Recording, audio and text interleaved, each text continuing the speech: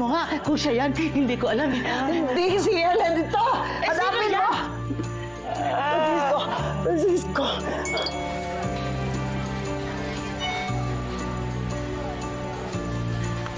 Ma, ako na tayo aso. Tingnan mo to. Ay, ang cute! Tingnan mo ate kamukha ni mama to. Saan? Ay, ano? Kalag! Ay, ipakita mo sa akin! Guys, quiet muna kayo dyan. Quiet muna.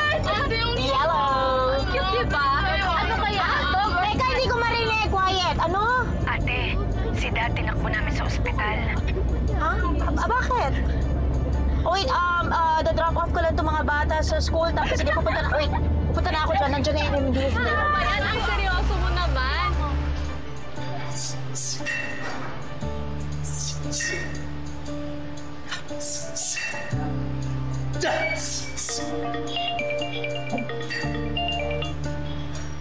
Hello, ate.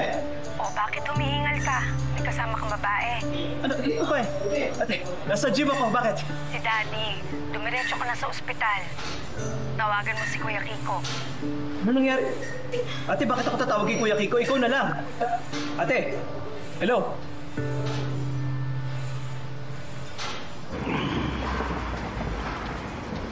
Ano? Dumating na ba yung tiles? Ha? Engineer, good morning po. Ano to? Delayed na kayo, ha? End of the year and turnover ng 6 units. Sige po. Oy, ikaw, taguin mo to. Hello? Kuya, kanina ka pa tinatawagan ni Ate at ni Enrico. Hindi ka daw sumasagot. Si Dad.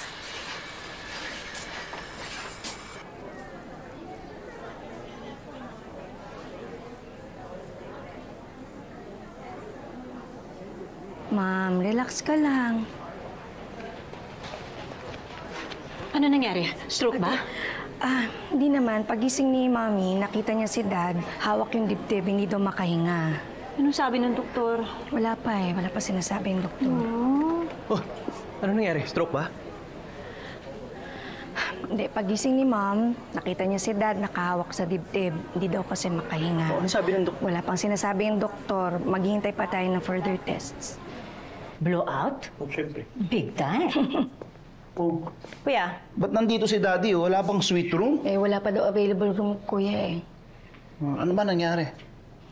Si Mami, pagising, nakita daw na nakahawak sa dibdib si Dad, hindi makahinga. hinihintay pa natin yung resulta ng test niya. Pa natin alam talaga kung ano nangyayari. Okay na ako. Nagpanik lang ang mama niyo. Sorry. Oh. Oh, Francisco! Hello! Oh, kumusta ka na? Okay na, Doc. Pwede na ba ako umuwi? Nako, nagka-asthma attack ka, ha? May asthma ba si Daddy? Wala.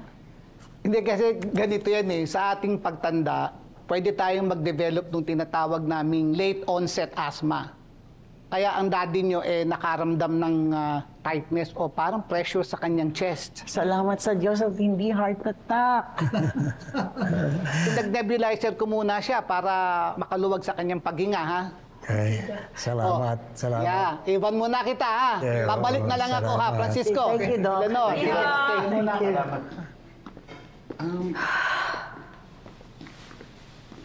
Thank you. Dad, since nandito ka na rin lang, mabuti siguro magpa-executive check-up ka na.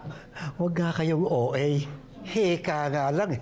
Ba't mo ko pa ako confine? Ikaw, ma, magpa-check up ka na rin. Bakit pati ako? Wala akong sakit. Sayang. Wala namang masama kung magpapacheck up ka. Kuya, ikaw din Alam niyo, magpa-check up ka. ganito rin yung kumparing birth ko eh. Kung kailan tumanda, doon nagkahika. O sige, magsiuwi na kayo.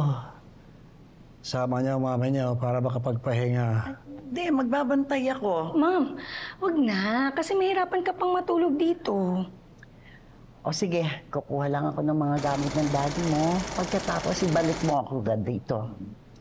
Okay. Sige, pabalik ako agad, ha? Tara na, ma'am. Okay. Ingat kayo, ha? Bye, ma'am. Pag may kailangan ka, tumawag ka lang. Sige. Bye-bye! Ay.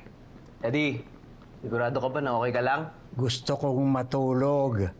Ang ingay nyo. Uy, sige, tulog ka na, pero gumising ka ha.